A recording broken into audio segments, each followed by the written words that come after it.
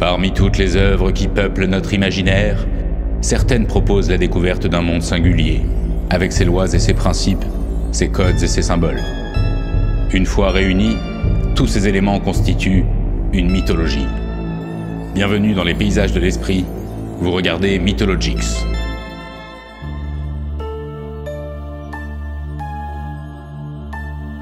Si vous ne connaissez pas Freddy Parker, sachez qu'il existe en tout 9 longs métrages dans la franchise. Les 6 premiers s'inscrivent dans une histoire suivie et cohérente, et le 7e est une mise en abîme à la Wes Craven. Les opus 8 et 9 sont respectivement un crossover et un remake. Pour qu'on puisse parler mythologie, il faut d'abord qu'on évoque brièvement l'histoire afin de voir apparaître les premiers motifs. Dans Nightmare on Elm Street, le mythe s'installe. Nancy, une adolescente habitant en 1428 Elm Street, est en proie à des cauchemars où elle est traquée par un certain Freddy Krueger. Ses amis meurent un à un après des rêves similaires. Plus tard, elle découvre que ce sont leurs parents à tous qui ont brûlé l'homme qui se venge dans les rêves. Dans Freddy's Revenge, le jeune Jesse vient de s'installer en 1428 après le départ de Nancy. À cause de Freddy qui lui parle dans ses rêves, Jesse commence à tuer les gens autour de lui. Dans Dream Warriors, des gamins en hôpital psy se mettent à rêver de Freddy et Nancy, l'héroïne du premier film, vient pour les aider. Les ados se découvrent des pouvoirs dans le rêve et tentent de vaincre Freddy. Dans The Dream Master, Kristen, l'héroïne du 3, se remet à rêver de Krueger et transmet son pouvoir à Alice, pouvoir qui consiste à faire venir des gens dans leurs rêves. Dans The Dream Child, Alice, l'héroïne du 4, est enceinte et Freddy tente de se réincarner dans le nouveau-né. Enfin, dans Freddy's Dead, on s'aperçoit qu'il restait encore un jeune dont les parents furent les bourreaux de Freddy. Il commence à voir le monstre dans ses rêves et le cauchemar recommence. Que ce soit par le biais de la maison, commune aux 2 premiers films, par le retour d'un personnage d'un ancien film, ou par le passage de relais entre plusieurs personnages qui reviennent dans des films successifs, ou enfin par un simple raccord à l'histoire originelle, tous ces liens permettent d'accentuer l'aspect fresque historique gravé dans le temps. Cela traduit un vrai souhait des auteurs de faire vivre un univers cohérent et suivi, ce qui nous permet de considérer l'œuvre comme un espace mythique à analyser. Chaque film présente une structure quasi identique. Freddy trouve d'abord un moyen pour réapparaître, il tue ensuite des adolescents, mais une héroïne se révèle et finit par le faire retourner d'où il vient. Au cours des films, on va découvrir peu à peu plusieurs arcs narratifs. Celui sur Freddy en tant que monstre, celui sur le passé de Fred Krueger quand il était humain, et enfin l'arc sur son origine mythologique, celui des démons du rêve. Et ce sont précisément ces arcs narratifs parfois obscurs qui nous intéressent et qui vont constituer la mythologie kruegerienne. Freddy, comme tout monstre de légende, possède un look identifiable qui lui est propre. Un pull rouge et vert, abîmé et sale, un chapeau marron sans forme et une peau brûlée au dernier degré. Il a certes essayé de porter un impair une fois, mais cela s'est soldé par une faute de goût. Mais ce qui rend Freddy si iconique, c'est ce gant de cuir armé de lames tranchantes. Krueger est un monstre incroyablement pervers et sadique, avec un penchant prononcé pour l'automutilation. Dans le premier opus, il se taillade le torse, ce qui laisse apparaître une substance purulente et des asticots, comme s'il était un mort-vivant. Mais le design de son torse va évoluer au cours de la série pour nous proposer une trouvaille démente, le torse des âmes. Le buste de Freddy serait composé des âmes tourmentées de ses victimes, qui lui permettent de prendre forme. On touche ici à une constante de la saga, Freddy a besoin de carburant pour exister. D'abord, il se nourrit de la peur qu'il suscite chez les jeunes et se repaît ensuite de leur âme pour devenir plus puissant dans les rêves. Dans un épisode, ce carburant se retourne contre lui et Freddy se fait déchirer par les habitants de son corps qui, une fois libérés, s'évaporent dans les étoiles. Mais Freddy Krueger ne ressent pas la douleur et il aime à le montrer. Qu'on lui arrache le visage, qu'il mette son cerveau à nu ou qu'il se coupe un doigt, Freddy se contente d'un éclat de rire masochiste et malsain. Impossible de le blesser avec une arme quelconque. Par contre, le brûler dans les flammes ou asperger ses restes d'eau bénite semblent être ses 2 points faibles principaux. En plus d'être un monstre immortel qui ne connaît ni peur ni limite, Freddy est doté de pouvoirs qui élargissent encore un peu plus la menace absolue qu'il représente. Dans le cauchemar, il peut agir sur la physique selon son bon vouloir, peut allonger ses membres, se rendre invisible, transformer la matière. Mais Freddy peut aussi modifier l'apparence du cauchemar en un clin d'œil, en projetant des images et des situations infernales à sa victime. Artiste complet, Freddy se joue de la gravité, est à l'aise dans l'eau ou dans les airs, il est omniscient, omnipotent. En tant que monstre des rêves, il connaît la moindre de vos peurs et vous les fera vivre au centuple. Mais ce qui rend aussi Freddy culte, c'est son pouvoir de transformation. Dans son CV, Freddy a pas mal de cosplay sadique à son actif. Il a joué un super-héros, un requin, un téléviseur, mais aussi une moto, un jeu vidéo ou un robinet. Une fois dans le cauchemar, Freddy est le maître de son univers et vous êtes sa chose. Nos héros en devenir font donc face à un monstre de légende, quasi éternel, qui a tous les pouvoirs et ne connaît pas de faiblesse, accentuant ainsi son aura mythique. Et la seule chose peut-être plus fascinante que Freddy lui-même est ce monde du cauchemar tel qu'il nous est dépeint dans la franchise. Partons explorer le territoire des songes. Au commencement, il y a Springwood, une ville américaine classique où se trouve Elm Street. Les films nous montrent le parcours de jeunes ados qui vivent dans cette banlieue pavillonnaire plutôt aisée. Il est d'ailleurs intéressant de constater que dans tous les films sans exception, les figures parentales ou d'autorité sont dépeintes au mieux comme des hypocrites égoïstes, au pire comme des menaces pour leur progéniture. Bref, une réalité plutôt hostile, mais tout de même moins horrible que ce qui les attend de l'autre côté. Il est d'ailleurs touchant de noter tous les moyens qu'emploient les jeunes du quartier pour résister aux griffes de Morphée.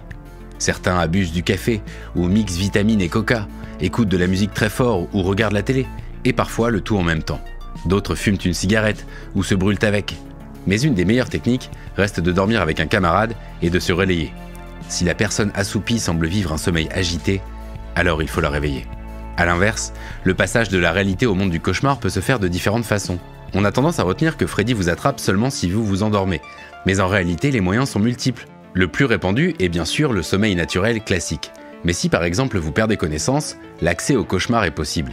Idem pour le coma, qui vous fait prisonnier permanent du songe, ou encore l'hypnose, technique utilisée par les Dream Warriors pour se rendre volontairement dans les rêves.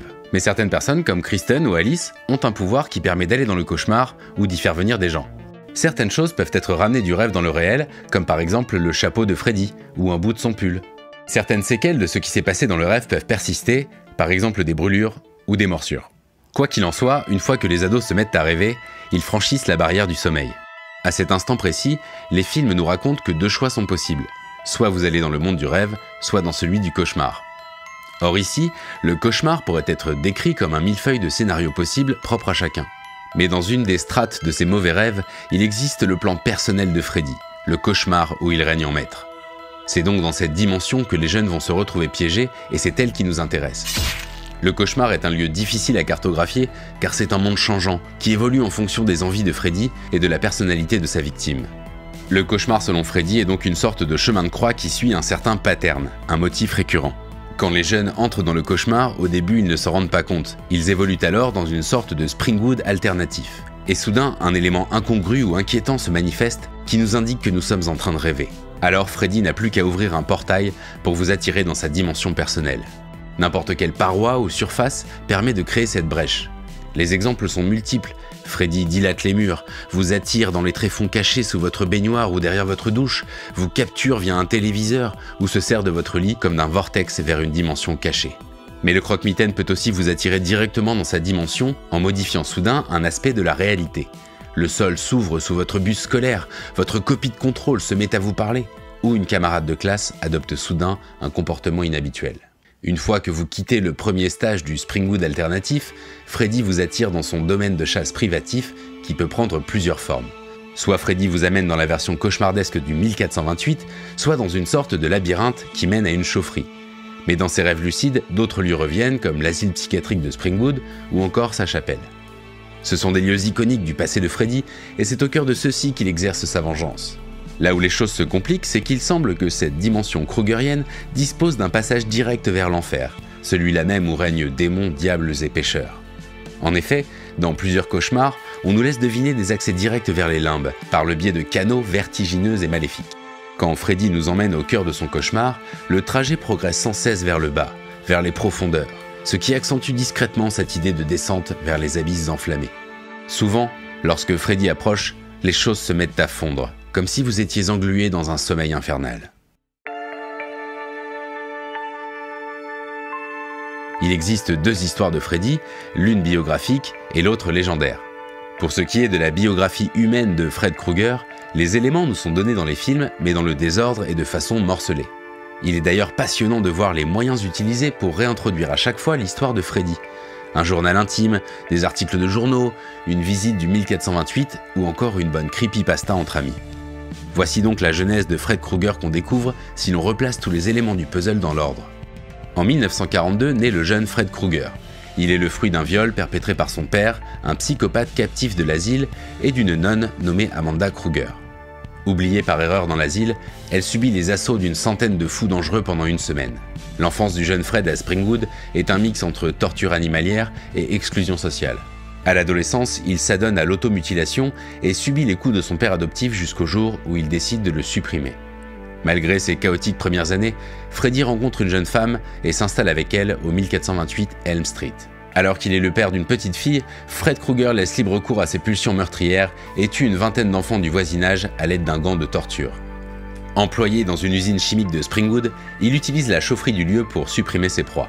Arrêté puis jugé, Freddy est relâché dans la nature à cause d'un vice de procédure. Les parents d'Elm Street se retrouvent devant la maison du meurtrier et jettent plusieurs cocktails Molotov sur son repère. Freddy périt dans les flammes vengeresses de ses anciens voisins. Dans sa vie terrestre, Fred Krueger est donc dépeint comme l'archétype même du serial killer. Mais alors que l'histoire aurait pu s'arrêter là, un élément fantastique va intervenir et emmener l'histoire dans des contrées clairement mythologiques. Ce qui nous amène au dernier arc narratif, celui qui relate l'existence des démons du rêve. Revenons au moment où Freddy est en proie aux flammes lors de sa mise à mort. C'est à ce moment-là que 3 démons du rêve apparaissent et proposent un marché à Freddy. Ils lui offrent le job de maître des cauchemars, de dieu maléfique des songes. Les démons du rêve sont des entités présentes depuis la nuit des temps et qui évoluent dans le plan des cauchemars. Leur but est de dénicher l'être humain le plus maléfique de la planète et de lui donner les clés des songes afin qu'il brise le voile entre le rêve et la réalité. Ce sont également eux qui donnent la possibilité à Freddy de revenir à chaque fois.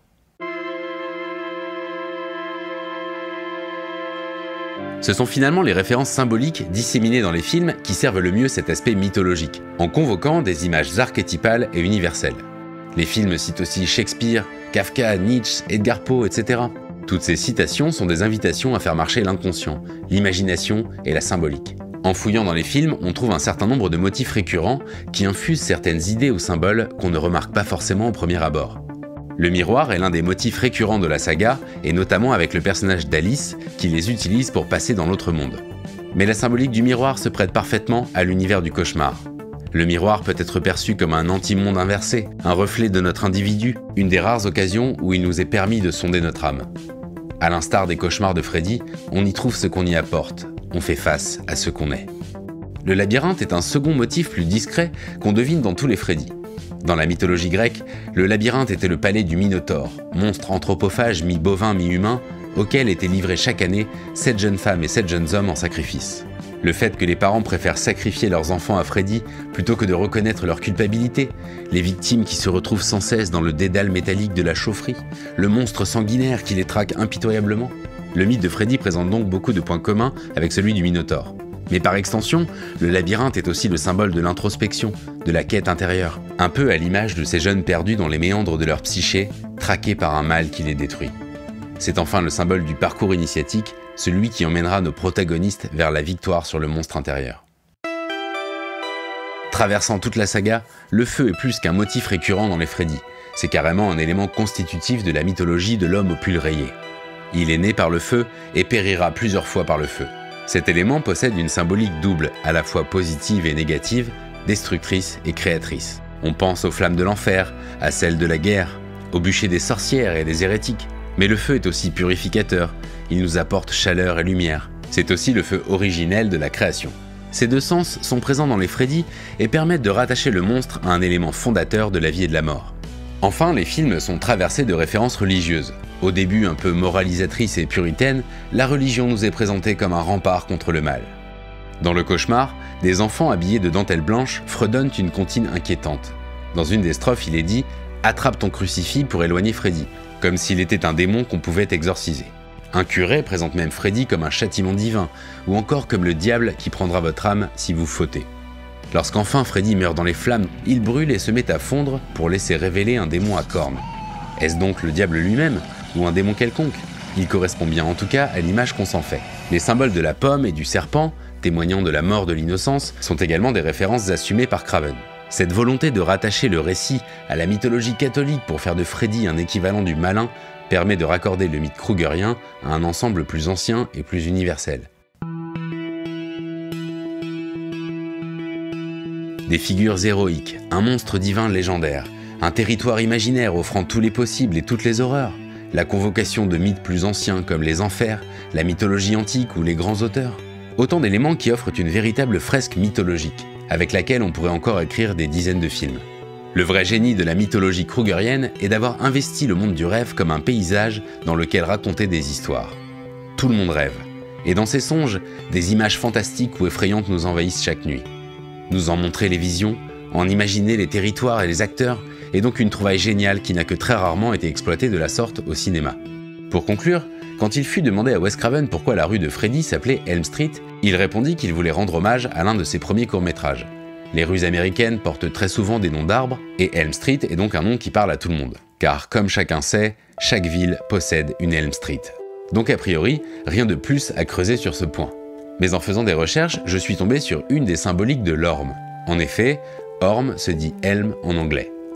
Pour les Grecs de l'Antiquité, l'orme était l'arbre des onéroi. Et je vous le donne en mille, les onéroi sont les divinités du rêve dans la mythologie grecque. Leur nom donnera d'ailleurs l'adjectif onirique, c'est-à-dire relatif au rêve. Dans l'arbre généalogique, les onéroi sont désignés comme les fils de Nyx, déesse de la nuit, et comme des frères d'Hypnos, dieu du sommeil, et de Thanatos, dieu de la mort. Est-il seulement possible que cela soit le fruit du hasard, d'une étrange coïncidence? Au point de se demander si une quelconque force obscure ne serait pas à l'œuvre derrière ce cauchemar rue des Ormes.